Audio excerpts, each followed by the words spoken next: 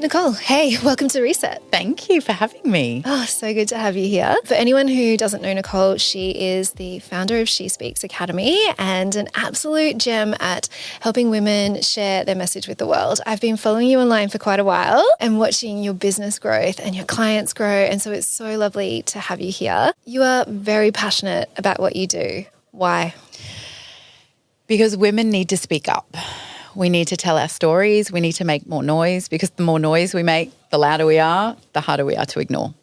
And I know that everyone has a story. I know a lot of women will say when I say that, oh, but I don't really have a story. There's nothing special about me. But my motto with She Speaks Academy is your story is your superpower. And when you learn to tell it properly in the way that only you can, your voice has the power to change someone's life, like quite literally change someone's life. So when people understand that, I feel like then they really can get a handle on, hang on, I can make so much more impact when I use my voice, as opposed to I'm just going to stay small, be quiet, fly under the radar, so to speak. When the term public speaking comes up, most people, including my friend Jez, who was kindly doing my hair this morning before this, says, oh my God, that's one of the scariest things that you can do in life. Why are people so scared of it? The judgment. Because we can all speak, right? We're not scared of speaking. We're scared of the judgment that comes along when we put ourselves out there. So we work on our fear of judgment, and then that part kind of fades away. Having said that, it is a skill. It's not something that you're either born with or not. So when, like any skill, you're not going to be great at it the first time or the second time, maybe even third, fourth, fifth, sixth, seventh, eighth, ninth time. But if you keep going and you keep practicing, then it's going to get easier. Having said that as well, I've been doing this kind of work for 20 years, 20 plus years. I still get a little nervous before I get on stage. So it's not about I've got to do it until I don't feel nervous anymore, because to me, nerves is you care, you give a shit, right? It's not about getting rid of the nerves. It's about being able to get up and do it with the nerves, because that they will melt away. I just had the last one of 2024, our event, and every single speaker said to me, and these are women that have never spoken on a stage before. They say, oh, after the first couple of minutes, I was completely at home. I loved it. And they got off stage like, I want to do it again. And I told them all, I was like, you will want to do this again. This feeling of being up in front of an audience and talking about what you're passionate about, it's an addiction, and you'll want to do it again. And all of, like, before, they were like, you're crazy. There's no way I'm going to do this. And then they were like, you're right. I want to do it again. So it's something that you just need to keep, with the right guidance, persevering at, and then it won't be so scary. Everyone that gets on stage after working with you seems like the most confident, inspiring speaker. I know that that's not the case before they start working with you, but can you give me some examples of why it is so important to become a great speaker? I think whether you're speaking on a stage or whether you're having an important conversation with a loved one, a hard conversation with a loved one, asking for a raise, setting boundaries and guidelines, being able to voice what you're really thinking and what you're passionate about is super important. So I do primarily work with women who want to become speakers. They want to actually get on the stage and make more of an impact from the stage. But being able to speak confidently will take you through every area of your life. No one says, geez, I wish I didn't learn how to speak confidently. It's something that you're always going to have there, and it's an incredible return on investment. So particularly for women who are business owners or who have big dreams and want to make change in the world, you might have all the ideas under the sun. But if you can't articulate them and communicate them, you're not going to make the change that you want to make. So to me, it's a skill that everybody should learn for sure. Let's dive a little deeper into that and those business wins. What are some of the things that, since working with you, your clients have gone on to be able to do? The first one that comes to mind, beautiful Jen. When I first met her about 18 months ago, she could barely introduce herself to a room full of 10 women. Like that was a big deal for her. And a few months ago, she stood on the stage in front of 100 women and absolutely nailed it.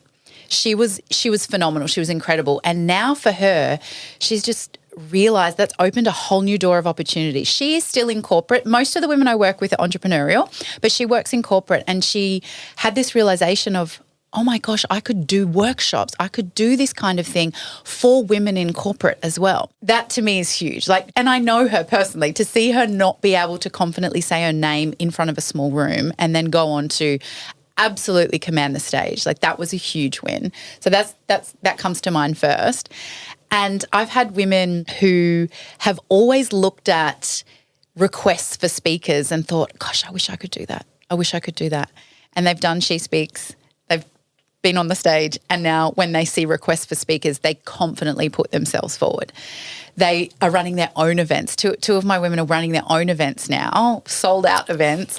It's incredible. The sky really is the limit, really, when it comes to being able to say what you want to say, tell your story, command a group of people and inspire them to move. There's really nothing you can't do. Can everyone become a great presenter? 100%. It's like I said before, it's a skill. It's something that you have to learn. Some people will pick it up more quickly than others, but it's definitely something with the right structure and template of what you need to say and when you need to say it. And then, of course, all of the physical attributes, your voice, your body language, all of that. It's all learnable. I don't know if that's a word, but I'm gonna roll with it. It's all learnable. What about people who are naturally more introverted? Are there any specific tips you've got for them? Some of the best speakers, believe it or not, are introverts. So I really don't believe that you have to be an extrovert to be good on a stage. I think, again, it comes down to that skill, and there will be extroverts will find part of the process easier than others, and introverts may need a little more work on whether it be projection of their voice, their body language. What I know to be true in my experience anyway is that a lot of the women that I work with are a mix of all of that. So it's not like all the extroverts come to me. I have people who are introverts but want to become speakers, and with the same processes that I go through with everybody, it works for them as well. So I feel like, not to sound dismissive of it, but saying I'm not a good speaker because I'm an introvert's a bit of a cop-out. A little bit of a hard truth there. So some of the most incredible speakers I've ever seen call themselves introverts. Okay, well, that has just bust that myth that you don't need to be. And this is the other thing too. To be a great speaker, whether that's on stage, whether that's on camera, you don't need to be loud. The loudest person doesn't always make the most impact. It's what you're saying. It's the intention and the energy behind what you're saying, backed up with great delivery, with a great story. I always say stories over statistics because we're wired for stories. We almost want to hear ourselves in what the speaker is saying. There's parts of their story that we can go, you know what, I resonate with that. So if someone's up there, look, statistics are needed in some talks, of course, and they're great to back up your credibility and your authority, but we want to lead with those stories because it makes everyone's walls come down. It's oh, they're human. They're not a superhuman up on stage that knows more than me, knows everything. They're just doing their thing. And I think that's another thing that stops a lot of people from getting up and speaking, whether, again, camera, stage. I don't know enough. I'm not an expert. I don't know everything. And I tell you what, that is something that kept me stuck for so long before I launched She Speaks, because I thought I'm not a professional speaking coach. I don't have a diploma in voice training. I haven't done a TED Talk. All of these things didn't stop me, but almost stopped me from launching this. And I see a lot of people saying no to opportunities on stage because they think they don't know enough. Whereas you don't need to know everything. You just need to know a little bit more than the people that you're speaking to. And that's it. Very simple way of looking at it, but that's it. Speaking of sharing our truth, can we dive a little bit more into your story? Yeah. And how did you overcome those limiting beliefs or those kind of fears around getting started? Yeah. So I'll give you a really brief overview of my entrepreneurial journey. So I was a teacher by trade, school teacher, hated it. loved teaching, didn't like the school environment, the curriculum, the classroom politics, all the things. And I got out of that and I started my sleepwear label back in 2010. Absolutely no experience in fashion or business, but I had a desire to be the next Peter Alexander. That was my dream. So that got me going for a few years. I think I did that for about 4 or 5 years, and then manifesting generator over here. So like I changed my mind. I was like, I don't want to do this anymore. Then I became a Pilates teacher. And then I fell into the world of raw desserts. So that happened. I was experiencing eating disorders, disordered eating, and I tried all of the conventional things. Like I went to the psychologist, I did all the things, and nothing was really resonating with me.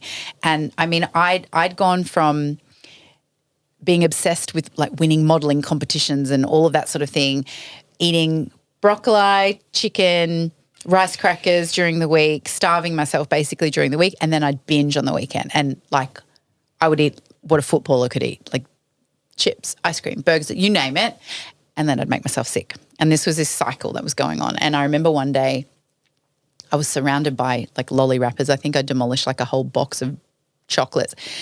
And I was like, I need help. This is not good. And I remember I rang the Butterfly Foundation and they were really helpful. And then they pointed me in the right direction of different professionals. But none of them really, it just didn't resonate with me. I remember one gave me this big stack of things to read and said like, go away and read that and come back. I was like, that's not what I need. I don't need practice reading. And a beautiful friend who's still a very good friend of mine, she lives in Florida now, Erin, and she was an intuitive eating coach.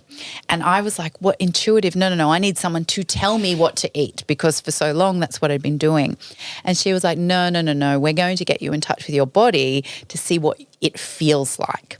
And through that process, I stumbled across like raw vegan desserts. Now, this is back when they weren't cool, right? This is when no one was really doing them. And I started experimenting in my kitchen.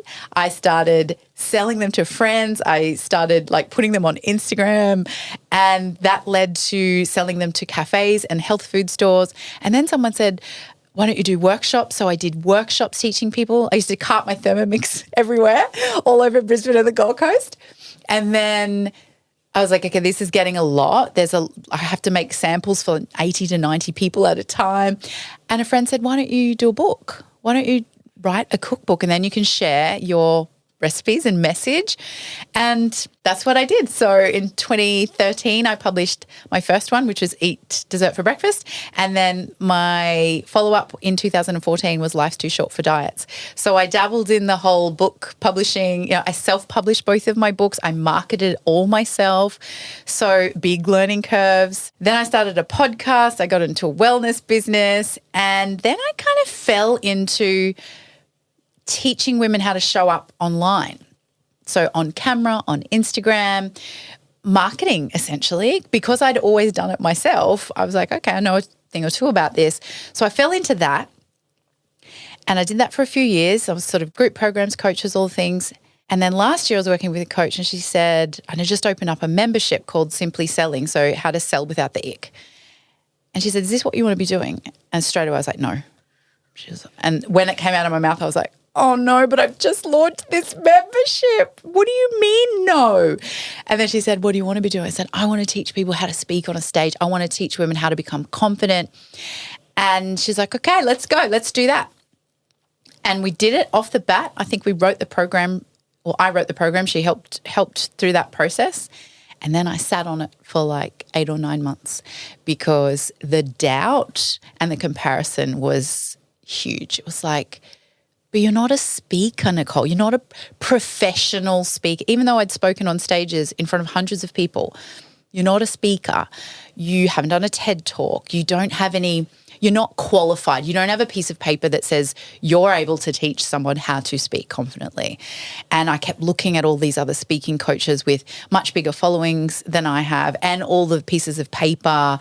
And I just went, I can't do this. I can't do this. And I've done so many different things. Books, retreats. I used to run retreats with my best friend. There's another thing I forgot. The pajama label, all the things, nothing stopped me. Like I wasn't qualified for any of that.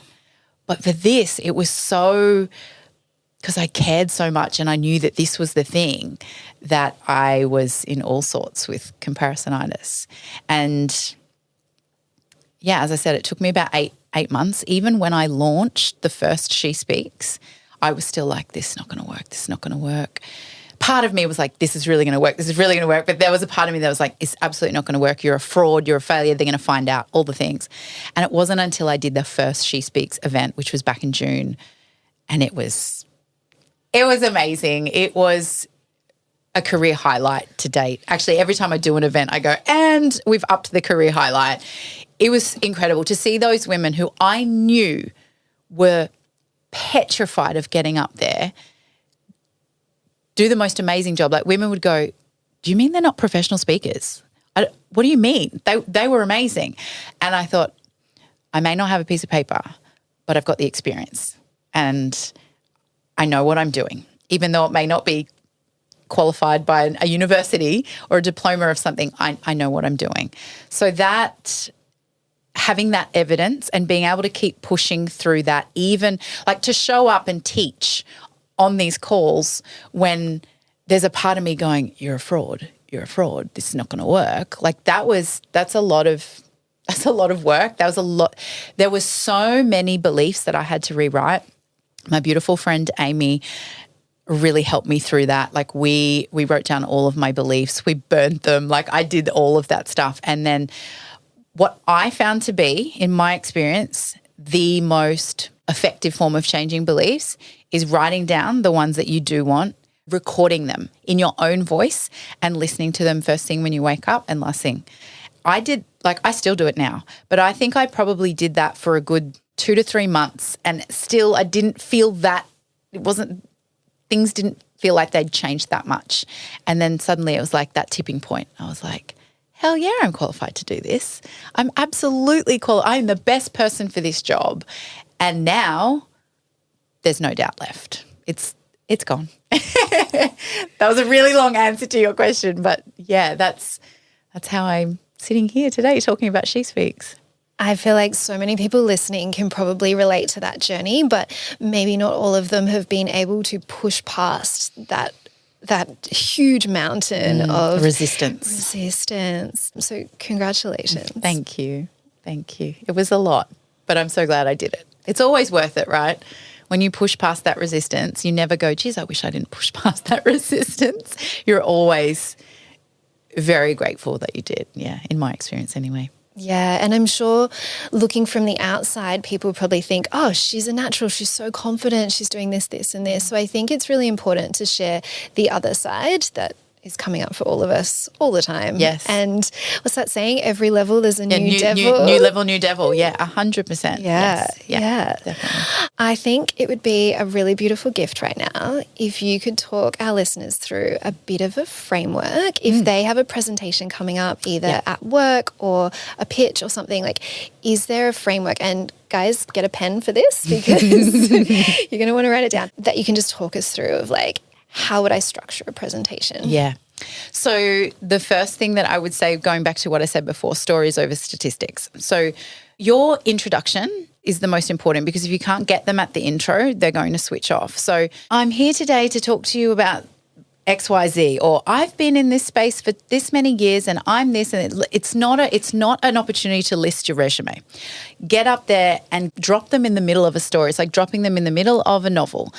Get them to see what you saw, feel what you felt, hear what you heard, and choose a story that obviously has a concept or a main message that aligns with what you want to say. I think a big mistake is people try to put too much into a talk. So you need to figure out, okay, if they could walk away with one thing, if they could turn around and tell the person at home, what did Nicole speak about? And they went, blah, just one thing, and then work backwards from that. So opening up with a story that has some kind of relevance to what you're talking about. And then we do something called road mapping. So we talk the audience through what they're going to learn today. So it might be, in the next 30 minutes, however long it is, I'm going to walk you through my 3-step process for writing an engaging talk. number one's this, number two's this, number three this. So when they're listening to you, their brain's like, okay, cool, I know where you're up to. It's not like, what's the time? What's happening? Is lunch soon? They know, okay, she said 3, she's up to 1, now she's 2, now she's 3. So be really clear in what you're going to lead them through. And then when you break that down in each of those, have something to back it up. So there's some kind of novelty for the brain. So it's not, even if, and this is really important, even if it's stuff they've heard before, you have to come up with a way that makes them care. So whether it be a new way of explaining it, there might be a little GIF that you can add, or a little bit of audio, or a great statistic. This is where statistics are helpful, right? You back up what you're saying. Images are great. Don't do death by PowerPoint. If you're going to use visual presentations, it's not to repeat what you're saying, and it's less is more. What I see so often when I go to presentations, paragraphs and paragraphs on there.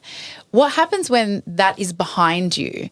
The audience is then trying to look at that and read that, which means they're not listening to you. So you need to be able to keep their attention. So if you put all this pointless information on a slide, they're not listening to you anymore. So keep it really simple. Slides are there to complement what you're doing, not replace what you're doing. So we want a new way of teaching things. And then if you keep at the front of your mind, what's that one thing they want to walk away with? Make sure you back that up at the end. If it's a presentation at work, obviously there's not really a call to action, right? There's not, so if you want to work with me or if you want more information, come see me at the end. That's not generally what's happening maybe in a corporate space. But if you've been asked to speak at an event where you are allowed to talk about your business, give them one thing. Say, follow me on Instagram. That's been one of my most effective, I guess you could say, actions is every time I'm in front of a few hundred people, I literally say, pull out your phones, and I put my Instagram tag up on the screen. Follow me on Instagram to make sure you stay up to date with everything that I'm doing. And it's an immediate response of a couple of hundred people following you that want to follow you. So leave them with one action, whether it be follow you, email you, DM you, come and see you up the back, like whatever it is. Don't overload your audience. Just think of that one, okay, what's this one next step that they can take with me? So that's a very loose and brief structure. The other thing that I would be saying is practice. And what I say, practicing doesn't just mean reading off a piece of paper or doing it in the car or the shower, which is helpful. You need to, I say, practice with purpose and practice under pressure. So what that means is stand up and deliver it in the way that you would on the day. Practice under pressure means press record on your phone. Do it in front of somebody, because something happens, the stakes are a lot higher. When you're just practicing by yourself, when you quote unquote stuff up, which we all do, no one ever gets it word for word, don't even try to, you tend to say, oh shit, I'll start again. When you're doing it with the camera on or you're doing it in front of someone, you don't have that luxury. You can't say to yourself, oh, hang on, I'll start again, because you can't do that on stage. So it forces you to keep going. And then the final thing I would say, and I did just touch on it then, is don't try to memorize it word for word. Learn it in sections. And if you're visual, which I really am, I love an index card, and I lay it out all in front of me like, okay, this is my opening story bit, this is my roadmap, this is point 1, this is point 2. And I just have dot points on that, and I practice that. Sometimes you'll say something that's so profound, you'll come out with this sentence or a phrase that you're like, I need to put that down. Write that down, but don't try to memorize it word for word, because that's when you get stuck. That's when you go, oh, hang on, I said that bit in front of that bit and now I don't know where I'm at. Whereas if you learn it in sort of dot points, it's going to be easier for you to remember and not get so caught up on the exact words. So we have the framework, We've prepped our presentation, we've been prepping the day of the presentation or the evening of the presentation. Yes. What are some pro tips around getting your mind and body ready? Yeah. Don't practice anymore. On the day, if you keep practicing, particularly if you're walking up to the stage and you're saying it over and over to yourself, you're telling your brain that you don't know it. So we want to signal to our brain, we've got this. So on the day of a keynote or on the day of a presentation, I want you to make it as fun and enjoyable and relaxing as possible. Now you might be thinking, oh my God, what do you mean relaxing? But we need to get out of our heads and into our body. So breathing. The quickest way to activate the parasympathetic nervous system, so our rest and digest, is when you exhale longer than you inhale. So just in an inhalation for 4 and an exhalation for 6 or 8, done 5 or 6 times, can be really effective for getting you out of your head and into your body. It's signaling to your body, I'm safe. And I like to actually couple that long exhalation with an audible sigh. So the because that stimulates the vagus nerve, and that also signals to your body, you're safe. It's okay. So in the lead up, do what you would normally do. Have a beautiful breakfast, go for a walk, do your exercise, move your body, meditate, do the breath work. We're really getting our body to take over from the head that may be going, you don't know this, you're going to stuff this up. Oh my God, who do you think you are getting up on that stage? We need to calm that person down. I talk to myself all the time, but even saying, it's okay, I know you're scared, but I've got this. Because a lot of the time, particularly if you've never done it before, if you don't have a lot of evidence, your brain is like, you can't do this, you can't do this, you can't do this.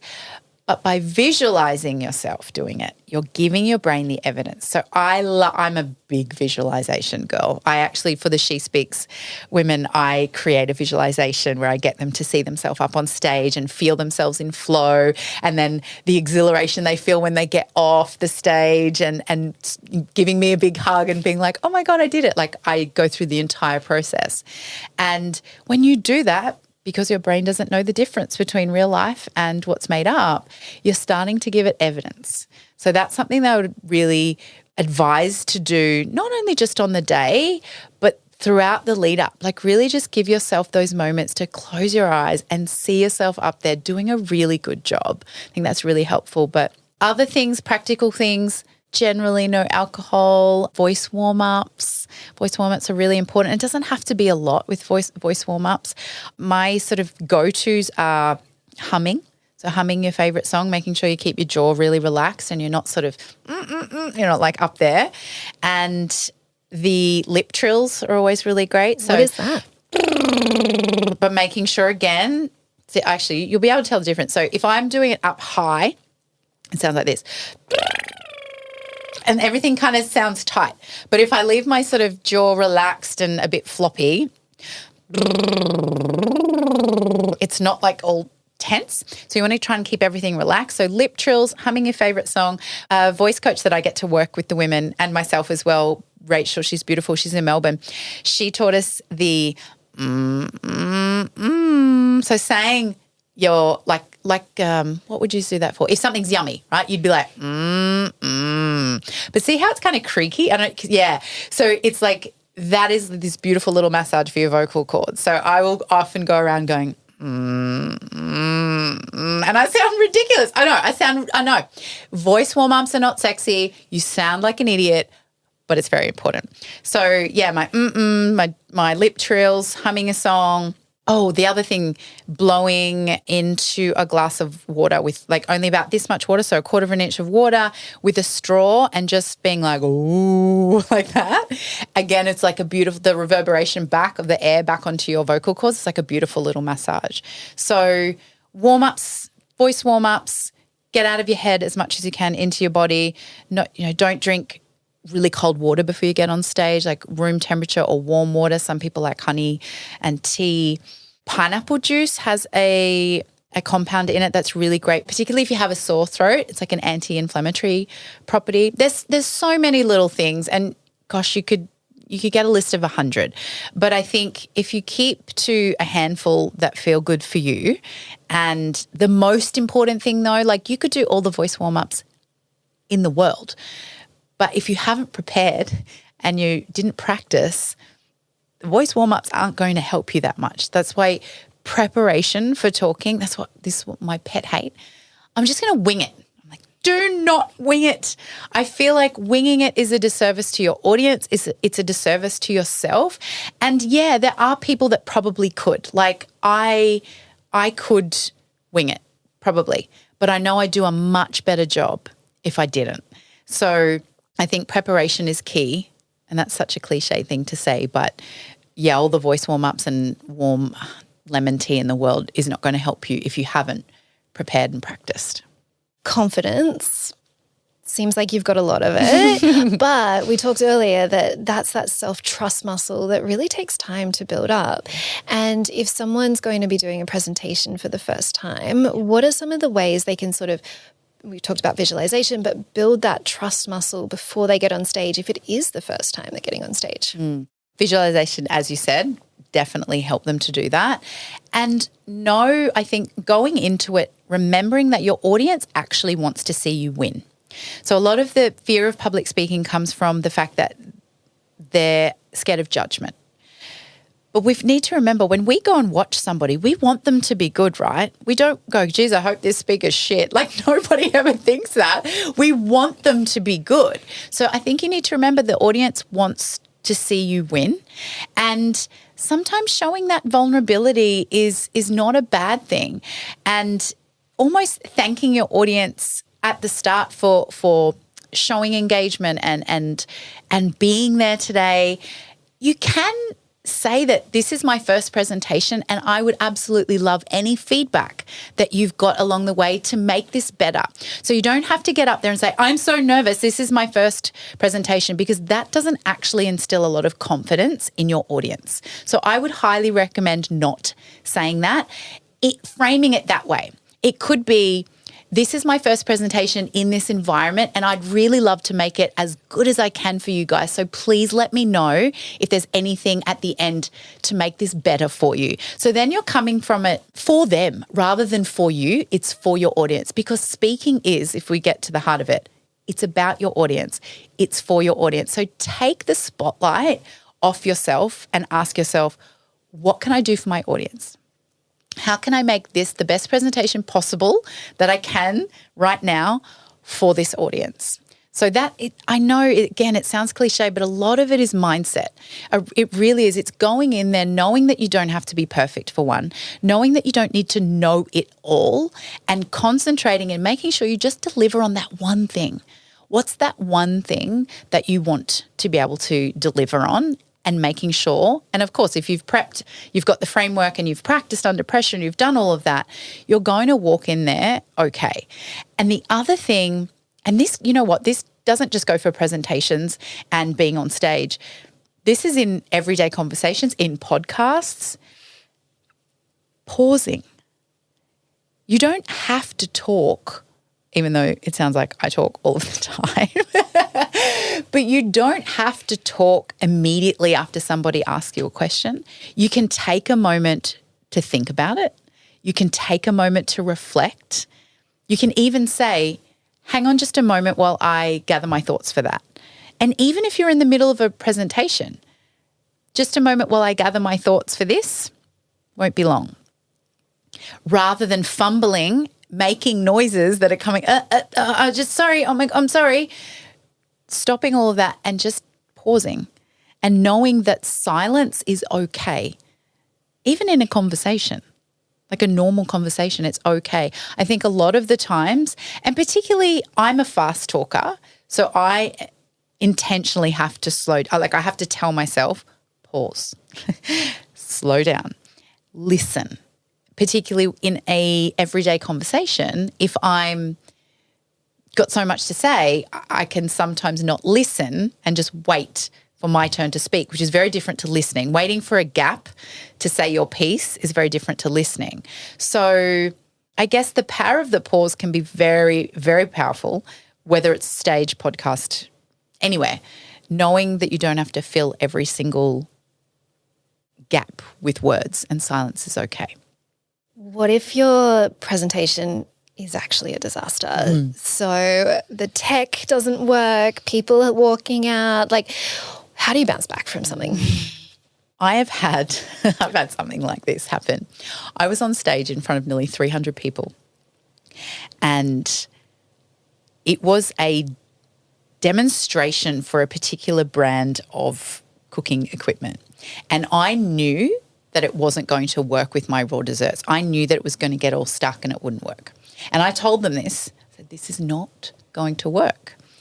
And sure enough, putting all the ingredients in, press go, and it just sounded like it was dying.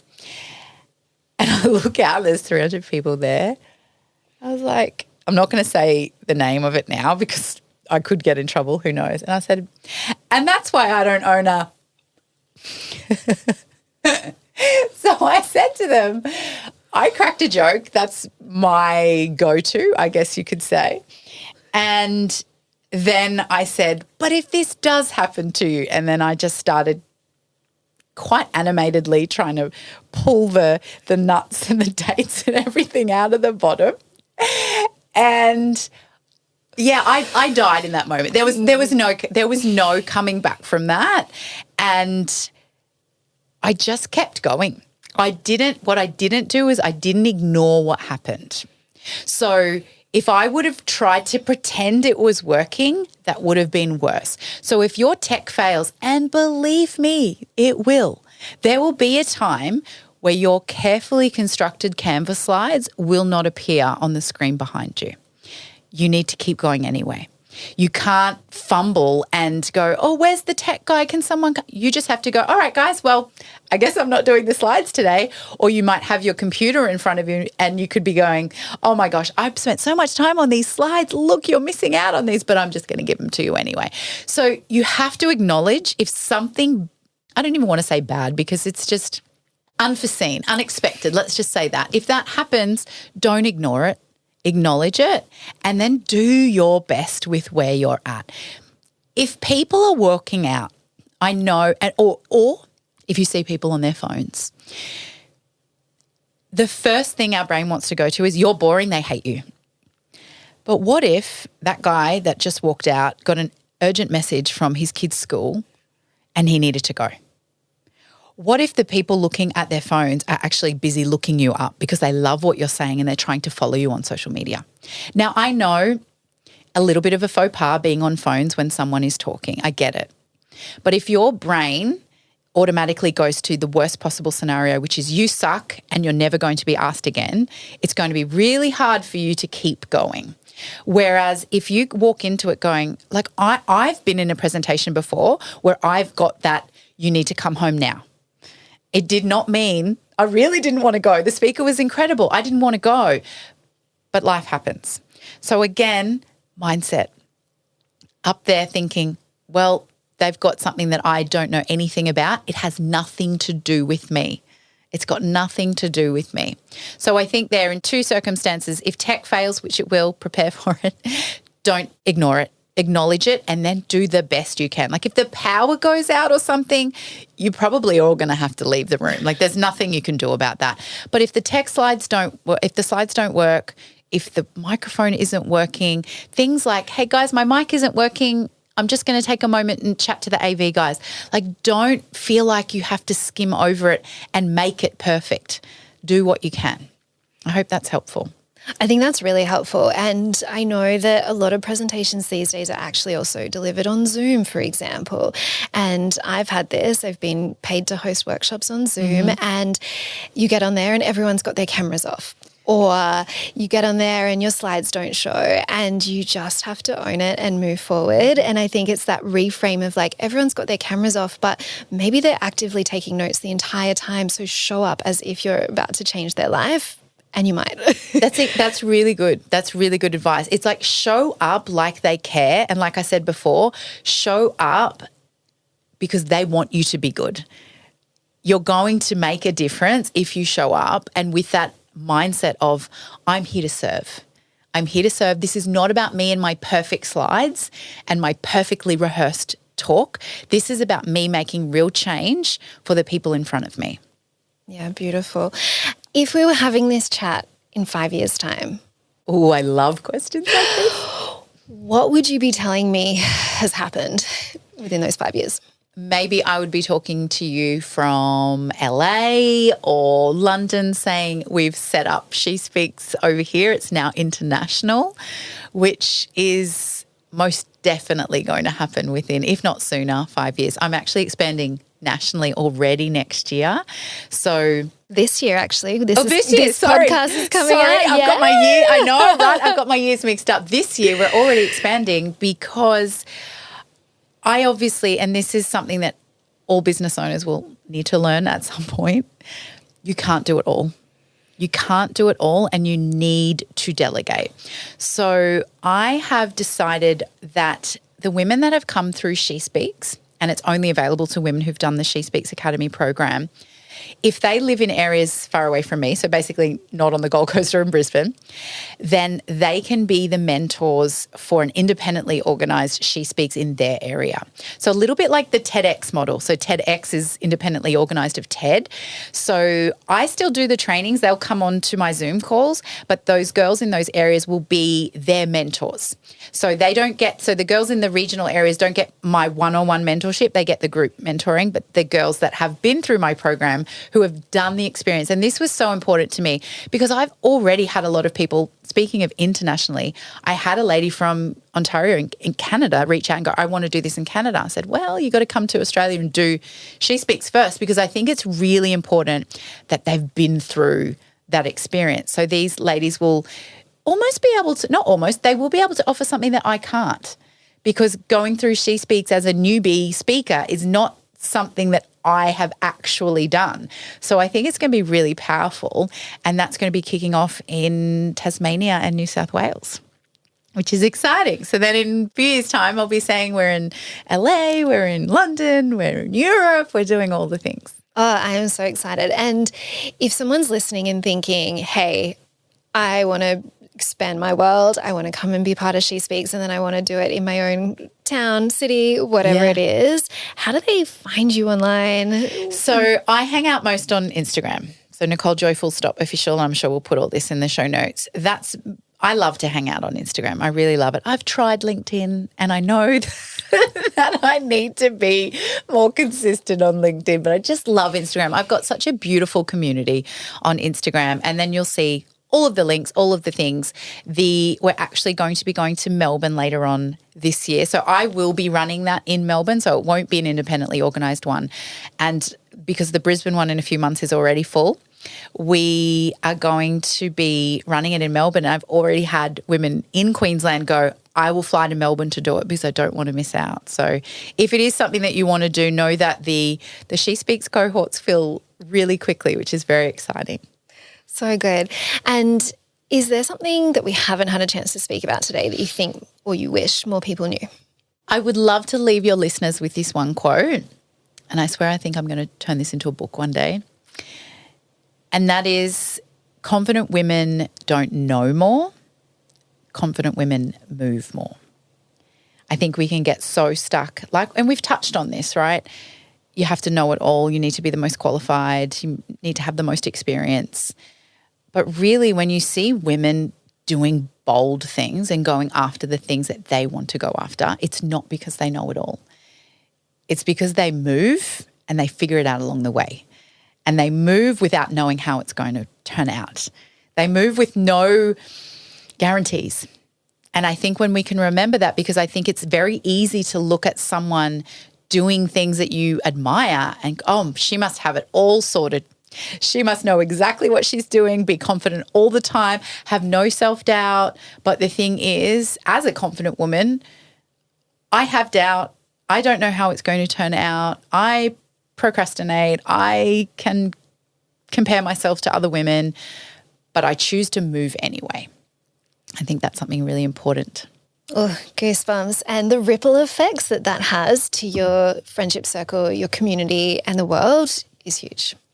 Absolutely. You never know how your action affects someone else. Just by showing up as you, taking 1 step, 2 step, 3 step, 4 steps towards that thing that you want, it inspires other women to do the same. Other people, not just women, but since my world and your world a lot is with women, never underestimate how much impact you can have just by taking action. And I'm excited to read your book when you turn that into a book. It's totally turning into a book. But in the meantime, is there another book that you think everyone should have on their shelf or read at some point in their life? Oh, I mulled over this so long because there's quite a few. But I don't think I can answer this question without talking about this one experience and this one book. It's Anita Moorjani's book called Dying to Be Me. And I actually read it in the throes of trying to have a baby And it was a 5-year journey for us to have my little girl, Lucia. And this book completely changed my outlook on it. So I had been told that I had 2 options, adoption or IVF. And my head was like, no, this is not how it's supposed to work. We're a healthy couple. We're doing all the things right. Like, I just want to be able to have a baby naturally. And I built up in my head that IVF was going to be this big, awful, scary thing. And I was going to have all these symptoms and it was going to be awful. Basically in my head, I was like, it's going to be terrible. And I'd heard all the horror stories and I was like, it's going to be terrible. And I remember reading in this book, so to paraphrase, she had stage 4 cancer, had tumours the size of lemons throughout her whole body, literally on her deathbed, had a near-death experience, came back, healed herself completely of cancer within, I think it was 5 or 6 weeks. It's incredible. And there's this part in the book where she talks about watching the nurses administer the chemotherapy drugs, and they were all in their scrubs because obviously it's dangerous. And there was a big skull saying poison on the drip bag. And she remembers reflecting on that going, that's interesting. If I would have seen this before my near-death experience and before my, I guess, appreciation and understanding of how the universe works, I would have freaked out about the fact that they're putting poison into my veins, and the fear of them putting the poison into my veins would do far more harm than the cancer would. And I read that part and I went, well, if she can change her mind about chemotherapy drugs, I sure as hell can change my mind about IVF. And so I made up my mind that the experience of IVF was going to be beautiful. I mean, every morning I would call them my baby making drugs, and I'd put my diffuser on and I'd be like, okay, babe, let's, I'd yell out to my husband, let's make a baby. And I'd sit there and I'd inject myself, and I didn't get any of the symptoms. I sailed through it. And I know that experience is not the same for everybody. And we were pregnant in the first round.